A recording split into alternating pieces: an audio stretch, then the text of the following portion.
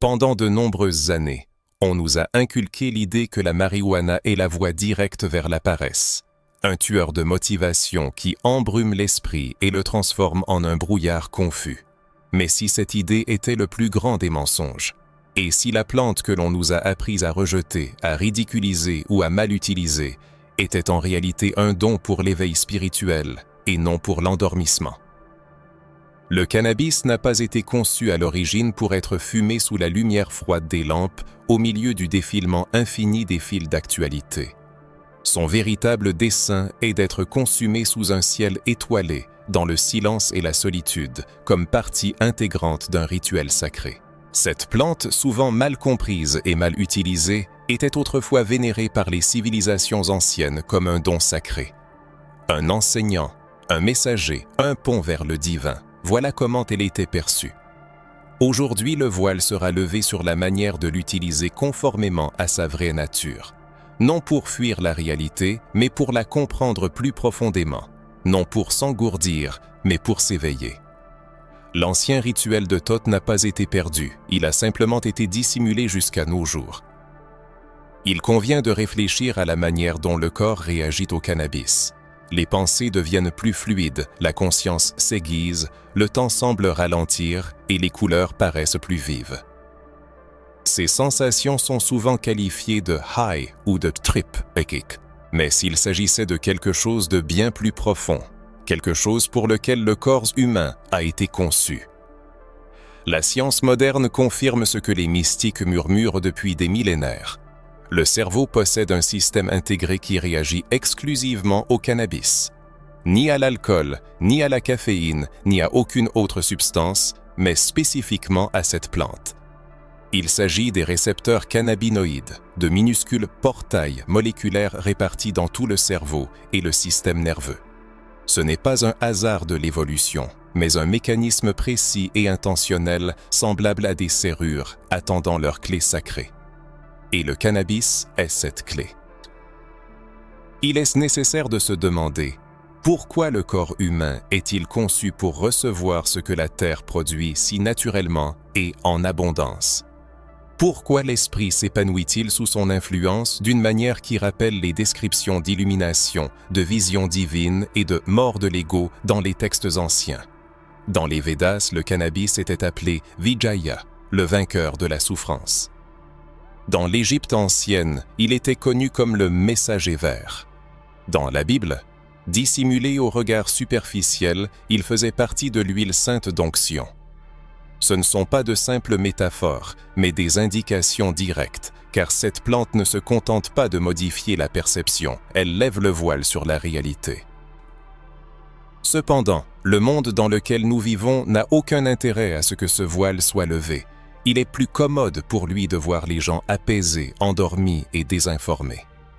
C'est pourquoi on nous inculque l'idée que le cannabis est dangereux, inutile et un symbole de rébellion. Les fumeurs sont tournés en dérision et le remède sacré est transformé en contrebande. Cela n'est pas dû à la faiblesse de la plante, mais à son immense pouvoir. On ne nous apprend pas à l'utiliser correctement, car si c'était le cas, des questions pourraient émerger sur la réalité, sur soi-même, sur la nature véritable du monde et sur la raison pour laquelle tant de gens y vivent comme dans un rêve. Les civilisations anciennes traitaient le cannabis avec un profond respect, et ce n'était pas un hasard. Elles ne l'utilisaient pas pour émousser l'esprit, mais pour aiguiser la vision intérieure. Elles se préparaient à sa consommation par la prière, des pratiques de respiration et la méditation. Elles comprenaient que cette plante est un amplificateur spirituel qui peut aussi bien élever que détruire, selon l'état de conscience avec lequel on l'aborde. Le cannabis n'offre pas de vision, il élimine simplement ce qui les bloque. C'est précisément pour cette raison que la connaissance sacrée du cannabis n'a pas été détruite, mais simplement cachée sous une épaisse couche de moquerie et de fausses informations. Si l'humanité réalisait le véritable potentiel de cette plante, cessait de la voir comme une simple drogue et commençait à l'utiliser comme un guide vers une conscience supérieure, il deviendrait beaucoup plus difficile de la manipuler. Les gens verraient clair au-delà des illusions sociales, culturelles et même émotionnelles, ce qui est extrêmement dangereux pour ceux qui profitent de leur ignorance. Le cannabis n'embrume l'esprit que lorsque l'on s'approche de lui avec un esprit déjà embrumé. Si au contraire on l'aborde avec conscience, une intention pure et dans le silence, il devient une source de clarté, révélant ce qui a toujours été visible mais restait inaperçu. Les anciens prêtres égyptiens avaient compris cette vérité. Ils brûlaient du cannabis dans des temples fermés, en combinaison avec de l'encens, dans un silence profond, en se concentrant sur les symboles gravés dans la pierre. Sous l'effet de la fumée, les hiéroglyphes semblaient s'illuminer, bouger, révélant leur signification cachée. Il ne s'agissait pas d'hallucination, mais de l'activation d'un savoir supérieur. Les prêtres ne cherchaient pas l'ivresse, ils recherchaient de la clarté.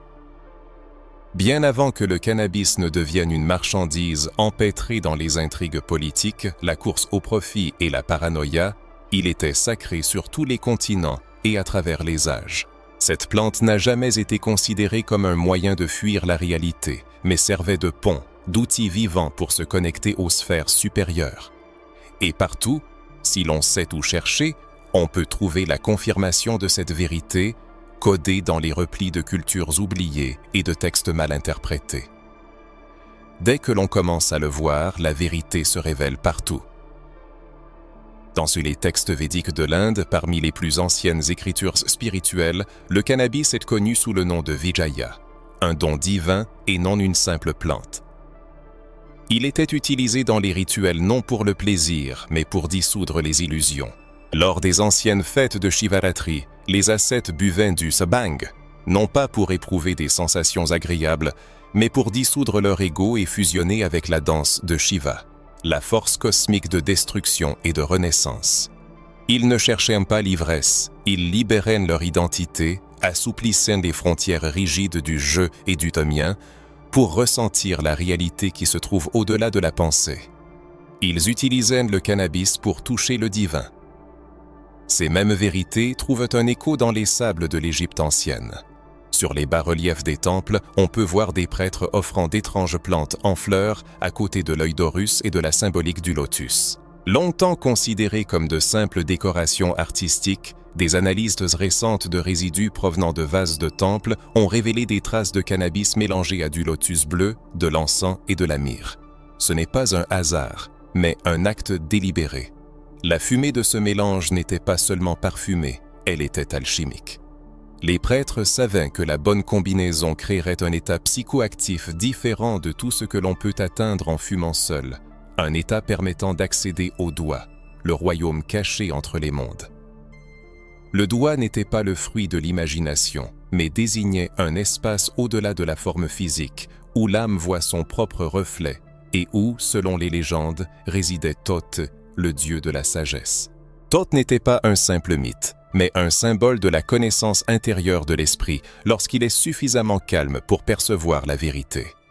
Son messager vert n'était pas une métaphore, mais le cannabis, l'ingrédient sacré des rituels destinés à activer l'œil d'Horus, le troisième œil, qui ne voit pas seulement la réalité, mais à travers elle. L'histoire de l'humanité recèle de nombreuses vérités oubliées et l'une d'entre elles pourrait être liée à l'usage sacré du cannabis. Cette plante, enveloppée de mystères et de préjugés, imprègne la culture et la religion, laissant sa trace dans les textes et les rituels anciens. Même dans la Bible, on peut trouver des allusions à ce savoir oublié. Dans le livre de l'Exode 30-23, il est fait mention de Kaneh-Bosma, que les chercheurs modernes tendent à interpréter comme la désignation hébraïque ancienne du cannabis. Il était mélangé à de l'huile d'olive et à des aromates pour créer l'huile sainte d'onction, utilisée par les prêtres et les prophètes. Cette huile n'était pas seulement symbolique, elle possédait un pouvoir transformateur. Appliquée sur la peau ou inhalée, elle aidait à s'accorder à la volonté divine, élargissait la perception et harmonisait l'âme. Cependant, avec le temps, cette connaissance a été ensevelie sous une couche de préjugés et de distorsions. La vérité, bien que restée visible, a été ignorée, discréditée et réinterprétée. L'Église l'a qualifiée d'hérésie, les gouvernements l'ont déclarée criminelle et les entreprises l'ont jugée non rentable. Néanmoins, Elle a continué à vivre, transmise à voix basse de génération en génération, se réfugiant dans les traditions populaires, les chants rastafaris et l'expérience des chercheurs qui ont découvert que le cannabis pouvait non seulement émousser les sens, mais aussi éveiller la conscience. Réfléchissez-y. Différentes cultures, séparées par des milliers de kilomètres et des siècles, sont parvenues à la même conclusion. Cette plante, utilisée avec respect, ouvre les portes de la conscience. Elle nous accorde à des fréquences qui se situent au-delà de la perception ordinaire, non pas par magie, mais par dessein. La société nous a fait croire que le cannabis est un vice personnel, mais s'il avait toujours été un mystère universel. Et si la véritable raison de sa suppression n'était pas qu'il rend les gens paresseux, mais qu'il les incite à poser des questions, à être conscients et insoumis. En retraçant l'histoire de l'usage sacré du cannabis, on observe une constante. Une plante vénérée par les prêtres, les prophètes et les sages est ensuite criminalisée et ridiculisée. Une substance connue pour sa capacité à apaiser l'ego et à éveiller la perception se retrouve interdite dans un monde bâti sur le contrôle, le conformisme et la productivité aveugle. Ce n'est pas un simple fait historique, c'est un message. Cette plante n'a pas été créée pour le profit, mais pour la révélation. Ceux qui s'en souviennent et la traitent avec le respect qui lui est dû, peuvent encore accéder au savoir des anciens.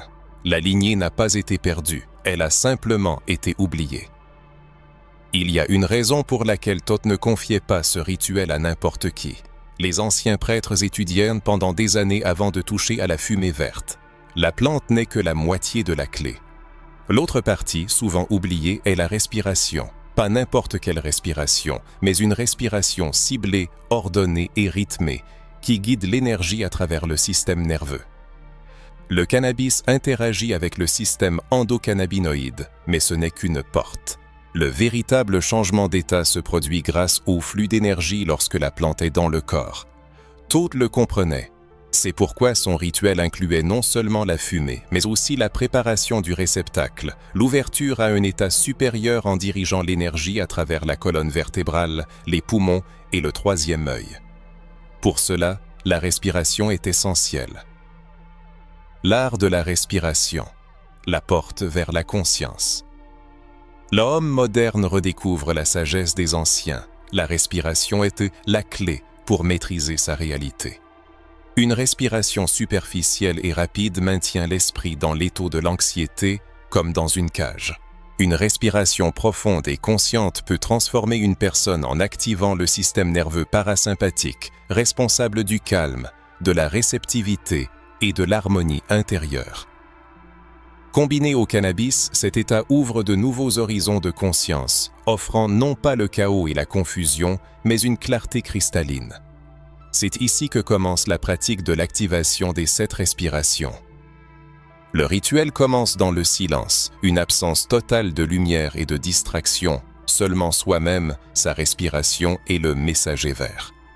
Il ne faut pas se précipiter pour tirer une bouffée de fumée, l'allumer machinalement, avec une attention dispersée et un téléphone à la main. Le cannabis doit être approché comme un portail, car c'en est un. Dans un état d'immobilité, prenez une inspiration profonde, sans fumer pour l'instant, juste de l'air. En inspirant lentement par le nez, sentez l'air rafraîchir agréablement les fosses nasales, élargir les côtes et remplir le ventre. Retenez votre souffle juste un instant, suffisamment pour sentir la fine frontière entre l'inspiration et l'expiration.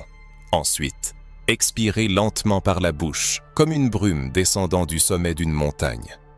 Ce schéma respiratoire, inspiration lente, courte pause, expiration lente, est répété 7 fois. Pourquoi 7? Dans la tradition spirituelle égyptienne, le chiffre 7 symbolisait l'achèvement et l'ascension. Il correspond aux 7 centres énergétiques, aux 7 cieux et aux 7 étapes de la transformation alchimique. À chaque nouvelle inspiration, des changements profonds se produisent. Le corps ralentit, l'esprit se calme, les sens s'aiguisent. On devient un observateur, se détachant du flot des pensées. Et c'est seulement alors, après la pratique respiratoire, que vient le tour de la plante. Une seule bouffée, lente et consciente. La fumée est retenue non pas jusqu'à la douleur, mais jusqu'à un moment d'immobilité intérieure complète, puis expirée avec une intention précise. Et de nouveau, un état de calme s'installe. On laisse la vague de sensations traverser librement, sans essayer de contrôler ou de s'y accrocher, en observant simplement. Après cela, il ne se produit pas toujours des événements spectaculaires. Il n'y aura peut-être pas de vision ou de décharge électrique le long de la colonne vertébrale. Parfois, la chose la plus précieuse que le cannabis offre est la possibilité d'entendre le silence caché derrière les pensées, de sentir l'espace qui les sépare. C'est dans cet espace que quelque chose d'important s'éveille. Un souvenir, une connaissance ou une question que l'on craignait de se poser. C'est ici que l'œil d'Horus commence à s'ouvrir. Il ne s'agit pas des propriétés magiques de la plante, mais du fait que le système de perception est préparé pour cette expérience. Le cannabis n'est pas utilisé pour fuir la réalité, mais pour en prendre conscience. L'association de la respiration sacrée et d'une consommation consciente transforme la personne en temple, son corps en autel, la fumée en encens et la respiration en hymne sacré. C'est pourquoi le rituel de Thoth était et reste efficace. Ce n'est pas un simple ensemble de règles, mais un état de conscience, une manière de se rapporter à soi et à son monde intérieur avec respect et non avec anxiété. La plupart des gens gaspillent le potentiel du cannabis dans la poursuite du divertissement. Mais lorsque l'on ralentit, que l'on ralentit vraiment, lorsque l'on entre dans cet état avec une intention précise, tout change. La plante se révèle d'une nouvelle manière, non pas en distrayant l'attention, mais en éliminant tout le superflu. Dans cette clarté, ce qui était enfoui depuis longtemps dans les profondeurs du subconscient se manifeste, non pas parce que cela n'existait pas, mais parce que l'on n'y était pas prêt. Mais être prêt, ce n'est pas savoir contrôler la plante, c'est savoir se contrôler soi-même. Ce rituel est simple, mais il exige de la sincérité. Non pas une exécution formelle ou une quête de perfection, mais simplement une présence. Il pose la question: êtes-vous prêt à participer à votre propre éveil ou continuerez-vous à traiter le sacré comme quelque chose de banal? La plante ressent et réagit à l'énergie qu'on lui envoie.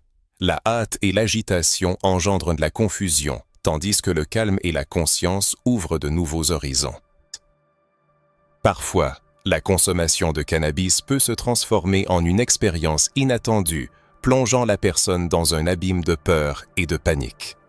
Au lieu de l'amusement et de la détente attendue, des distorsions de la perception, des sensations angoissantes et même des visions apparaissent, que certains interprètent comme une rencontre avec des forces démoniaques. Cependant, il est possible que ce ne soit pas simplement une expérience négative, mais une révélation porteuse d'un sens profond. Dans l'Antiquité, le cannabis n'était pas consommé à la légère. Les gens se préparaient au rituel, jeûnaient, priaient et se purifiaient, car ils comprenaient que la plante pouvait révéler ce qui est caché aux yeux. Elle ne montre pas ce que l'on veut voir, mais ce qu'il est nécessaire de prendre conscience. La rencontre avec sa propre ombre peut être douloureuse, mais elle est nécessaire. Les traditions mystiques de différentes cultures, du bouddhisme tibétain au chamanisme amazonien, affirment que les visions dans les états de conscience modifiés reflètent le monde intérieur de la personne, ses peurs, ses désirs et ses conflits non résolus. Le Livre des morts tibétain parle du bardo, un état intermédiaire entre la mort et la renaissance, où l'esprit manifeste tous ses attachements et ses peurs. Les chamans d'Amazonie disent que les esprits rencontrés lors de la consommation d'ayahuasca correspondent à la fréquence de la personne et sont des échos de ses problèmes intérieurs. La consommation rituelle de cannabis ouvre la porte à ce monde, mais de manière plus douce. Si une personne n'est pas prête à se rencontrer elle-même, elle peut voir ce qu'elle évitait, cette obscurité qui est cachée à l'intérieur. Le démon, dans ce cas, n'est pas un ennemi, mais une partie de la personnalité qui attend d'être reconnue. Les pratiques spirituelles incluent souvent la confrontation avec la peur, car elle nous contrôle, influence nos choix, empoisonne nos relations et limite nos rêves. Cependant, si l'on affronte la peur face à face, elle peut devenir une porte vers la compréhension, la force et la guérison. Une consommation consciente de cannabis peut faire remonter la peur à la surface pour nous en libérer. C'est pourquoi l'intention, le cadre et la préparation sont importants. Les pratiques anciennes créaient des contenants protecteurs avant les rituels avec le cannabis. Ils entouraient l'espace de sel, chantaient des mantras, effectuaient des exercices de respiration et utilisaient des symboles. Ces actions aidaient à stabiliser l'esprit et à rappeler le divin. Même aujourd'hui, on peut protéger son expérience en utilisant le sel comme purificateur et frontière entre les mondes, ainsi que des sons, tels que les fréquences du solfège sacré ou le chant de gorge, pour stabiliser son état. Il ne s'agit pas de simples superstitions, mais d'anciennes technologies qui aident l'âme à se souvenir de sa véritable nature. Dans les moments où la peur s'insinue, il ne faut pas la fuir, ni tenter de la réprimer. Il est important de lui demander « Pourquoi est-elle là? Que veut-elle montrer ?» Car souvent, au cœur de chaque bad trip, se cache une vérité que la conscience refuse obstinément d'accepter. Le cannabis, contrairement à de nombreuses autres substances psychédéliques, offre la possibilité d'un retour en douceur, ne nous jetant pas dans l'abîme du chaos, mais nous invitant à la prise de conscience. Il offre un choix, résister ou voir. C'est une sorte de miroir sacré, un moment où l'état d'ivresse se transforme en acte sacré, où il n'est plus question de sensations physiques, mais de la volonté de percevoir ce qui était auparavant caché. C'est pourquoi dans les cultures anciennes, la médecine et le mysticisme étaient inextricablement liés, car la guérison touchait non seulement le corps, mais aussi l'esprit. Le cannabis, dans sa véritable manifestation, n'a jamais été un simple moyen de divertissement. Il était un chercheur de vérité. Cependant, pour atteindre cette vérité, il faut savoir écouter, et pour cela, il est nécessaire de trouver un silence intérieur capable d'étouffer le bruit de son propre esprit. Il faut fermer les yeux un instant et se souvenir de sa dernière expérience avec le cannabis, ou peut-être de la toute première, et se poser la question « Qu'écoutiez-vous à ce moment-là? Était-ce de la musique, une cacophonie de sons ou un silence apaisant? » Car tout ce qui vibrait dans l'espace environnant ne faisait pas que remplir l'air, il façonnait votre perception, modelait votre sensation de « high ». Le cannabis ne réagit pas seulement aux pensées, mais aussi aux ondes sonores. Peut-être l'avez-vous ressenti intuitivement, sans en avoir pleinement conscience. Avez-vous remarqué comment une certaine mélodie peut intensifier l'expérience, tandis qu'une autre peut la détruire? Comment une fréquence spécifique peut procurer une sensation de chaleur, d'euphorie ou même provoquer des expériences visionnaires? Ou comment un son fort et soudain peut vous plonger dans un état d'anxiété? Ce n'est pas une simple coïncidence, c'est de la résonance. Et les anciens le savaient mieux que quiconque. Dans l'Égypte ancienne, les grands prêtres utilisaient le son comme les alchimistes utilisaient le feu, non seulement pour influencer l'humeur, mais aussi pour transformer l'énergie. Ils croyaient que chaque organe, chaque centre énergétique, chaque émotion avait sa propre fréquence unique. Et lorsqu'ils combinaient la consommation de cannabis avec des chants tonales, en particulier des chants profondes, répétitifs et monotones, ils ne créaient pas seulement une atmosphère, ils activaient le corps comme un instrument de musique. Pensez aux hiéroglyphes représentant des prêtres debout en rangée symétrique, les mains levées et les lèvres entr'ouvertes. Ce n'étaient pas de simples chansons, c'étaient des codes, des intonations conçues pour faire vibrer la boîte crânienne, stimuler le nerf vague et harmoniser le système nerveux.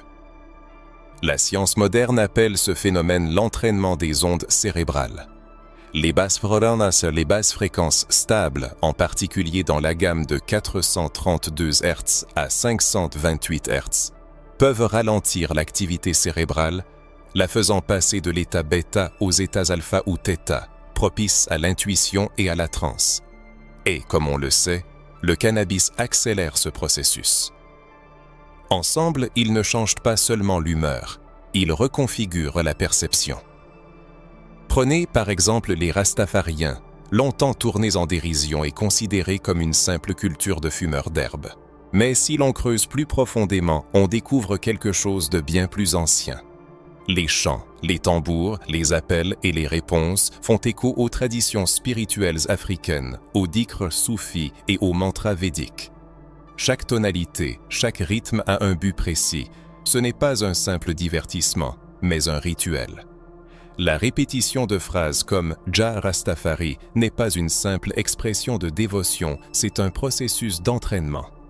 Le nom répété devient une fréquence, un diapason pour la conscience. Et dans l'état induit par le cannabis, cette répétition devient plus qu'un son. Elle devient une structure, un moyen de maîtriser l'expérience plutôt que de s'y noyer. Le cannabis n'est pas une simple substance que l'on consomme seul. C'est un duo complexe qui exige une attention particulière à la respiration, à l'espace et surtout à l'accompagnement sonore. Beaucoup de gens ignorent cette interconnexion, traitant le cannabis comme un simple moyen de se détendre. Des playlists aléatoires ou, au contraire, le silence peuvent entraîner des conséquences imprévisibles, car l'esprit sous l'influence du cannabis devient particulièrement réceptif. Chaque vibration, chaque parole de chanson, chaque ligne de basse exerce une influence, se transformant en une sorte de suggestion, d'incantation ou de pulsation à laquelle le système nerveux se soumet. Il est donc essentiel de choisir avec soin son environnement sonore. Si une personne cherche à utiliser le cannabis non pas pour fuir la réalité, mais pour atteindre des révélations, à l'instar du dieu égyptien Thoth, il est nécessaire de choisir les sons avec autant de soin qu'on choisirait un guide. Il peut s'agir de chants grégoriens, de chants de gorge ou de fréquences solfeggio à 432 Hz, qui s'harmonisent avec les fréquences naturelles de la Terre. L'important n'est pas le genre, mais l'énergie que le son véhicule. Il doit favoriser l'introspection et non la distraction, créer un espace plutôt que le remplir. Le cannabis ne crée pas de vision, il ne fait que révéler celles qui existent déjà dans la conscience. Pour les voir clairement, il faut purifier l'espace autour de soi et en soi, et le son est l'un des outils les plus puissants pour y parvenir. Il aide à stabiliser l'état, à guider l'esprit vers des territoires inexplorés. Les anciens prêtres de Thoth, en brûlant de l'encens et en inhalant la fumée de cannabis, ne prononçaient pas de mots. Ils chantaient et psalmodiaient, se transformant en instruments de vibration. Ils comprenaient que le cannabis ouvre une porte, mais que c'est le son qui détermine ce qui y entrera. Aujourd'hui, ce savoir refait surface, nous aidant à comprendre pourquoi beaucoup de gens utilisent le cannabis de manière négligente et pourquoi l'intention est le facteur clé qui détermine si la plante apportera la guérison ou se transformera en une expérience négative. Beaucoup considèrent le cannabis comme un moyen inoffensif de se détendre et de rire de broutilles. Cependant, derrière cet effet superficiel se cache quelque chose de plus profond et d'ancien. Une mauvaise utilisation de la plante peut entraîner une distorsion de la perception. Le cannabis n'est pas une substance neutre. Il amplifie, reflète et révèle, et ce qu'il révèle dépend de l'état de conscience de la personne. Les cultures anciennes ne le consommaient pas quotidiennement, dans n'importe quelle humeur et pour n'importe quelle raison. Elles le traitaient avec le même respect que le feu, qui peut réchauffer ou brûler. Les utilisateurs modernes commettent souvent l'erreur non seulement d'abuser du cannabis, mais aussi de lui manquer de respect. Ils invitent une technologie spirituelle dans leur corps, leur esprit et leur champ énergétique sans intention appropriée, ce qui équivaut à ouvrir un portail sans protection. C'est précisément pourquoi certaines personnes éprouvent de la paranoïa, de l'apathie ou deviennent dépendantes. Le problème ne vient pas du cannabis lui-même, mais du fait qu'il est traité comme un jouet et non comme un outil. C'est comme utiliser un scalpel à la place d'une cuillère lorsque les gens fument pour s'engourdir, se distraire ou fuir leurs problèmes. Le cannabis n'est pas destiné à étouffer la douleur, mais à enseigner à travers elle, à ouvrir les yeux sur des schémas cachés. Il ne fait pas disparaître les problèmes, mais les fait ressentir différemment, plus intensément, jusqu'à ce que leur essence devienne visible. Si une personne n'est pas prête pour cette confrontation, l'effet peut être douloureux. Les anciens sages létodiens le comprenaient, c'est pourquoi les rituels avec le cannabis étaient précédés de préparations spéciales, jeûne, ablution, silence. Ce n'était pas de la simple superstition, mais une méthode de purification. Les chamans d'Amérique du Sud, en se préparant pour une cérémonie, purifiaient leur corps non pas pour démontrer leur sainteté, mais pour se débarrasser des résidus énergétiques afin de se préparer à recevoir une véritable perspicacité. Les prêtres de Tho suivaient les mêmes principes. Ils étaient inconscients que l'état du corps influence directement la perception. La plante n'agit pas de manière isolée. Elle interagit avec le monde intérieur de la personne. Si ce monde intérieur est trouble, agité, rempli de peur et de doute, l'expérience le sera tout autant. Mais lorsqu'une personne aborde ce processus avec clarté et intention, une transformation se produit. La fumée n'embrume pas l'esprit, elle le clarifie. L'ivresse n'entraîne pas dans une spirale, elle élève. Les messages deviennent clairs, le corps léger, l'esprit calme et la vision indiscutable. Il est donc important de se poser la question: quelle énergie une personne apporte-t-elle en consommant du cannabis? Cherche-t-elle la vérité ou fuit-elle la réalité? Pose-t-elle des questions ou essaie-t-elle de faire taire sa voix intérieure? La plante répondra précisément à ce que la personne y investit, mais elle appellera toujours à un développement ultérieur. Si le désir de se tourner vers le cannabis se fait sentir, il ne faut pas simplement l'allumer. Il faut faire une pause, respirer et poser la question à voix haute. Qu'ai-je besoin de voir? Ensuite, il faut écouter, non seulement avec ses oreilles, mais avec tout son être. La réponse ne viendra peut-être pas en mots, mais en images, en sentiments, en une sensation d'inachevé qui demande à être résolue. C'est le début du rituel lorsque la plante remplit son véritable rôle. Non pas celui d'une drogue, mais celui d'un guide. L'important n'est pas la quantité fumée, mais la profondeur de la perception. C'est pourquoi dans chaque tradition où le cannabis était utilisé comme un remède pour l'âme, il existait des cadres, non pas des restrictions, mais des contenants. Un temple, un cercle, un champ, un feu. La puissance de la plante a besoin d'une structure, sinon elle se dissipe. Lorsque le remède sacré se dissipe, il devient banal, perd son sens et se transforme en un bruit de fond dans une vie déjà bruyante. Ainsi, la prochaine fois que le désir de vous tourner vers le cannabis se présentera, arrêtez-vous et demandez-vous: est-ce que j'entre dans un temple ou est-ce que j'allume simplement une mèche? La réponse déterminera toute l'expérience à venir. Il convient de rappeler ce que les institutions modernes ont tenté de dissimuler. La CIA et des programmes secrets comme le projet Stargate ont découvert que le cannabis, utilisé correctement, n'émousse pas la perception, mais l'étend au-delà de l'espace et du temps. On a fait croire aux gens que le cannabis les rendait lents, confus, oublieux, que c'était une plante pour les paresseux et les perdus. Mais à huis clos, loin des regards indiscrets, de puissantes agences de renseignement mènent des expériences si étranges qu'elles semblent relever de la science-fiction.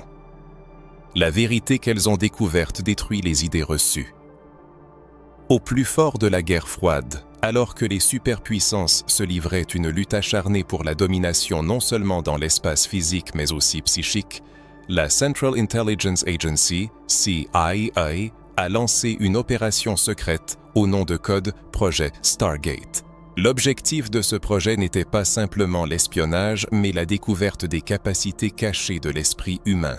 Les scientifiques et les chercheurs étudiaient des phénomènes tels que la vision à distance, la télépathie et les états de conscience modifiés, les considérant comme des armes potentielles dans l'arsenal de la sécurité nationale. Dans les laboratoires secrets et les couloirs sombres de la CIA, le cannabis est devenu l'un des outils entre les mains des chercheurs. Cependant, il n'était pas utilisé à des fins récréatives ou de divertissement. Les participants aux expériences recevaient des doses strictement contrôlées et minimes de cette substance, tandis que toutes les modifications de leur état étaient minutieusement suivies et documentées. Les résultats obtenus lors de ces expériences défiaient les conceptions conventionnelles et les dogmes établis. Sous l'influence du cannabis, les sujets commençaient à décrire des lieux où ils n'étaient jamais allés. Des bases militaires secrètes, des institutions gouvernementales étrangères, des bunkers souterrains. De manière stupéfiante, les détails qu'ils fournissaient étaient ensuite confirmés par des données de renseignement et des photographies aériennes. Les croquis dessinés par les participants dans un état de conscience modifié reproduisaient avec une précision étonnante la structure d'objets qu'ils n'avaient jamais vus. Ce n'était pas le fruit de l'imagination, mais le témoignage d'une perception dépassant le cadre de l'expérience ordinaire. Le cannabis ouvrait au sujet un monde non limité par les 5 sens, élargissant leur conscience à des degrés incroyables. Contrairement aux psychédéliques puissants comme le LSD, qui attiraient souvent l'attention de la presse, le cannabis s'est discrètement glissé dans ses expériences grâce à son effet unique sur le psychisme. Il ne détruisait pas l'ego de manière aussi radicale et n'entraînait pas une perte totale de contrôle sur l'esprit, mais il renforçait plutôt l'intuition et soulevait doucement le voile du mystère. Un participant préparé, calme et concentré pouvait rester en contact avec son corps tout en élargissant sa conscience, tel un cerf volant planant dans le ciel mais toujours attaché à la terre. Pourquoi les résultats de ces recherches n'ont-ils jamais été rendus publics? Peut-être parce que la prise de conscience de la capacité du cannabis à élargir la conscience plutôt qu'à la supprimer, aurait pu soulever des questions indésirables. Des questions qui ne correspondent pas aux intérêts du système.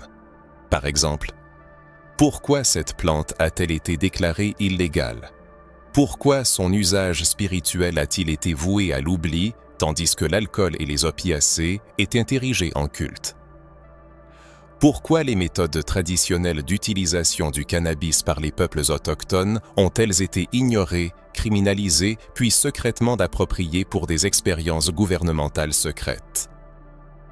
En réalité, la guerre contre la drogue n'était pas une guerre contre les substances, mais une guerre contre la perception, contre la conscience, contre les outils qui auraient pu aider l'homme à s'échapper du contrôle du système et à en voir les mécanismes.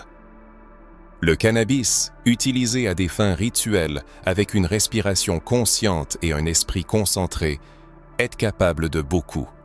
Il ne provoque pas d'hallucinations vives comme d'autres psychédéliques, mais il affine subtilement la conscience en renforçant la perception des nuances.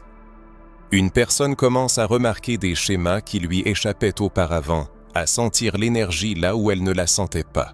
Elle prend conscience de l'interconnexion entre ses pensées, son corps et l'espace environnant.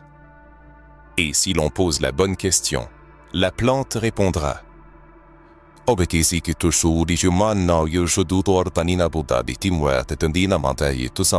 que je ne vois pas? Cette simple question posée dans le bon état de conscience peut conduire à la libération des dépendances, à la sortie de relations toxiques, à la guérison de traumatismes cachés et même à l'éveil de capacités psychiques endormies. Dans l'ombre des recherches scientifiques financées par l'État se cache une vérité surprenante. Le cannabis ne se contente pas de modifier la perception, il révèle les capacités latentes de l'esprit. Au lieu de donner des réponses, le cannabis crée un espace où la voix intérieure, la connaissance supérieure et l'intuition deviennent clairement audibles. C'est précisément ce qui a inquiété les structures qui contrôlent l'opinion publique. Comment gouverner des personnes capables de voir le mensonge dans la propagande et qui remettent en question les aspects fondamentaux de la réalité? Les résultats des recherches X ont été dissimulés, la documentation falsifiée, et le cannabis a de nouveau été relégué dans la clandestinité. Non pas en raison de son inefficacité, mais pour l'effet inverse. Cependant, aujourd'hui l'humanité est à nouveau au seuil d'une révélation. Le savoir fait irruption, et cette fois, il est accessible à tous. Les anciens rituels ne sont plus un secret, la respiration est libre, la plante continue de pousser et la porte de la connaissance est ouverte. Ce savoir concerne l'usage sacré du cannabis dans l'Antiquité, de l'Égypte aux Védas et à la Bible, où il servait d'outil d'éveil spirituel. La perception moderne du cannabis est le résultat d'une campagne de désinformation sans précédent. Avant la criminalisation, avant les blagues sur les toxicos, les films de propagande, la guerre contre la drogue, les descentes de police et les peines de prison. Le cannabis portait un autre nom, communion. C'était le cas dans presque toutes les cultures anciennes, sur tous les continents et à travers les millénaires. Le cannabis n'a jamais été destiné à une consommation irréfléchie dans des ruelles sombres. Il était brûlé dans les temples, infusé dans des huiles et préparé en thé sacré, non pas pour s'abrutir, mais pour éveiller l'esprit. Dans l'Inde ancienne, les Védas, les plus anciens textes sacrés de l'humanité, appelaient le cannabis Vijaya, ce qui signifie victoire. Il était considéré comme la plante préférée de Shiva, aidant à surmonter la souffrance et à élargir la conscience. Le Atharvaveda le classait parmi les 5 plantes les plus sacrées de la terre. Le cannabis était souvent mélangé avec du lait et des épices pour créer une boisson appelée bhang, consommée non pas pour fuir la réalité, mais pour s'unir au divin. Cela n'inspirait pas la honte, mais la révérence. Au-delà des mers, dans l'Égypte ancienne, il existait ses propres rituels. Le cannabis était broyé et utilisé comme encens dans les temples dédiés à Thoth, le dieu de la sagesse, de la magie et de l'écriture. On croyait qu'il aidait à recevoir des visions divines, à communiquer avec les sphères supérieures et à guider les âmes à travers la Doua, l'au-delà égyptien. Des reliefs de temples représentent des prêtres tenant des plantes en fleurs près de Braseros, d'où la fumée s'élève dans des espaces sacrés où résonnent des chants et où l'on étudie les étoiles. Ce ne sont pas des métaphores, mais des instructions concrètes. Même la Bible, le livre sacré souvent utilisé pour diaboliser le cannabis, contient son histoire cachée. Dans l'Exode 30, verset 23, Dieu ordonne à Moïse de créer une huile d'onction sacrée en utilisant le canet bosem, un terme hébreu mystérieux que les chercheurs modernes associent au cannabis. Cette huile était utilisée pour oindre les prêtres, les prophètes et les rois afin de préparer leur corps comme des réceptacles pour l'esprit. Sans cette huile, une personne n'était pas considérée comme sainte. Elle l'activait. Mais des pratiques autrefois sacrées ont été vouées à l'oubli. Des époques entières d'oppression coloniale, d'éradication méthodique des traditions culturelles et de contrôle institutionnel rigide ont réécrit l'histoire de l'humanité. Le cannabis, autrefois vénéré comme un don sacré, a été déclaré péché. L'Église, l'État et les cercles académiques, poursuivant leurs propres intérêts, ont cherché à faire oublier la puissance de cette plante. Les élites dirigeantes craignaient que si les masses prenaient conscience de leur capacité à atteindre la perspicacité, la vision spirituelle et la paix intérieure sans intermédiaire ni autorisation, elles cesseraient de chercher des autorités extérieures à elles-mêmes et se tourneraient vers leur monde intérieur. Et la sphère intérieure de l'homme est le seul endroit inaccessible à un contrôle total. Ce qui était autrefois un sacrement spirituel universel est devenu une rébellion silencieuse contre le système. Et pourtant, la sagesse ancienne n'a pas complètement disparu. Elle s'est réfugiée dans les symboles, les légendes et les rituels secrets, transmis de bouche à oreille, d'un chercheur à un autre. Et maintenant, cette sagesse refait surface, se manifestant non pas dans des laboratoires stériles, orthotriles et des institutions gouvernementales, mais à travers des gens comme vous, curieux, perspicaces et prêts à se souvenir de ce qu'on leur a ordonné d'oublier. Car le cannabis n'est pas une simple herbe. C'est une sorte de pont, reliant les hémisphères du cerveau, les différentes dimensions de la réalité, le faux moi, imposé par la société, et votre véritable essence. Et lorsqu'il est utilisé avec révérence et conscience, il ne se contente pas de modifier votre conscience, il vous reconnecte à votre âme.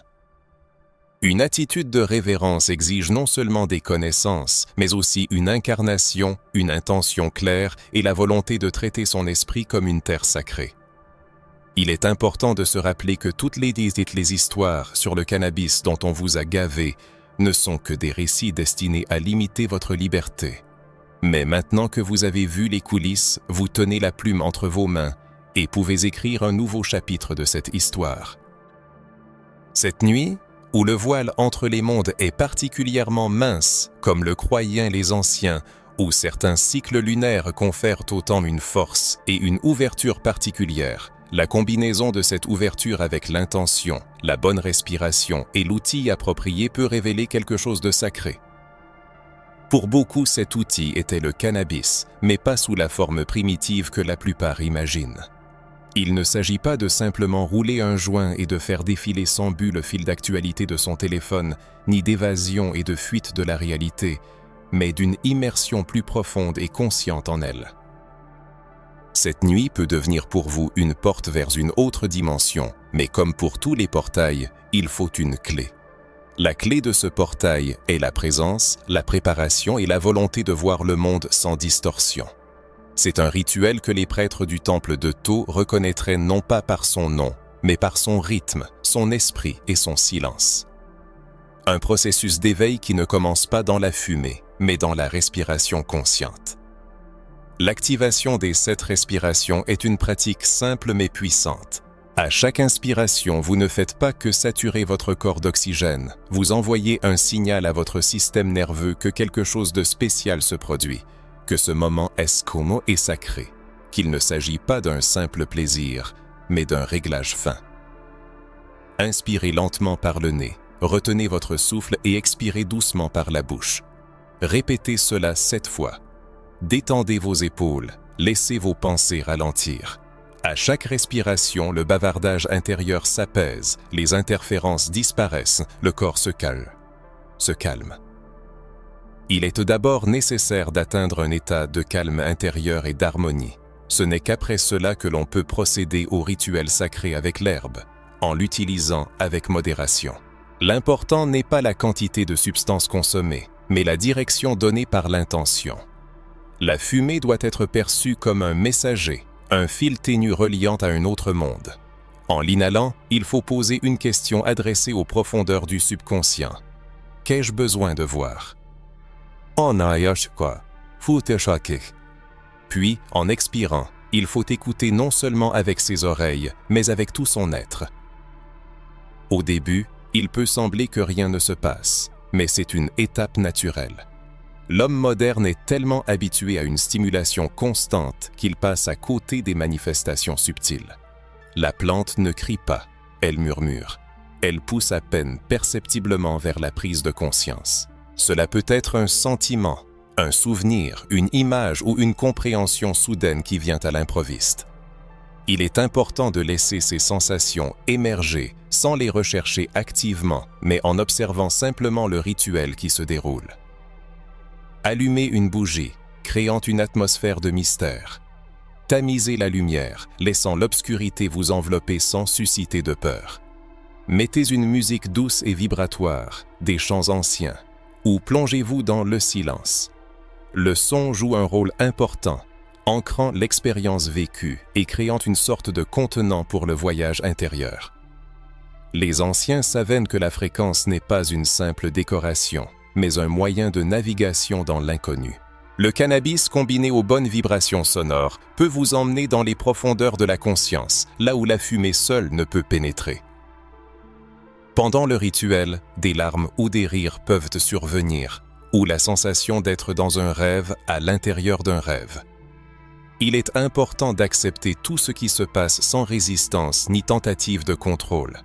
Le rituel ne tolère pas la violence, il répond à la capitulation et à la volonté de s'abandonner au flux. Lorsque les visions se dissipent et que la respiration revient à la normale, ne vous pressez pas de retourner à la banalité. Restez encore un peu dans cet état, écrivez vos expériences dans un journal, remerciez la plante à voix haute. Cet acte simple scelle l'espace, rappelant à votre psyché que quelque chose de réel, de précieux et de sacré s'est produit. Sans révérence, tout rituel devient une routine vide de sens, mais avec la révérence, même l'acte le plus insignifiant devient une porte vers une autre réalité. Ce que vous avez vu, ressenti, remémoré ou réalisé ce soir n'était pas le fruit du hasard. C'était une expérience qui vous était destinée non comme un simple divertissement ou une fuite de la réalité, mais comme une clé vers une version plus profonde de vous-même qui attendait patiemment son heure. La plante de cannabis n'a pas déposé cette sagesse en vous. Elle a seulement aidé à révéler ce qui était déjà présent à l'intérieur. C'est que là toute l'essence du rituel. Il ne réside pas dans la plante, mais dans l'éveil. Le cannabis n'est qu'une des voies possibles, un outil qui, lorsqu'il est utilisé avec habileté et en pleine conscience, devient le miroir de l'âme. Une fois la vérité entrevue, il est impossible de l'oublier. Le monde extérieur ne changera pas, mais votre perception et votre relation à celui-ci seront transformées. Même si vous ne touchez plus jamais à cette plante, que cette nuit demeure un rappel de votre capacité à choisir, à voir et à évoluer. Si vous décidez de poursuivre votre chemin avec ce messager végétal, faites-le toujours avec prudence. Une respiration consciente et une interrogation tournée vers l'intérieur, car c'est ce qui maintient le rituel vivant.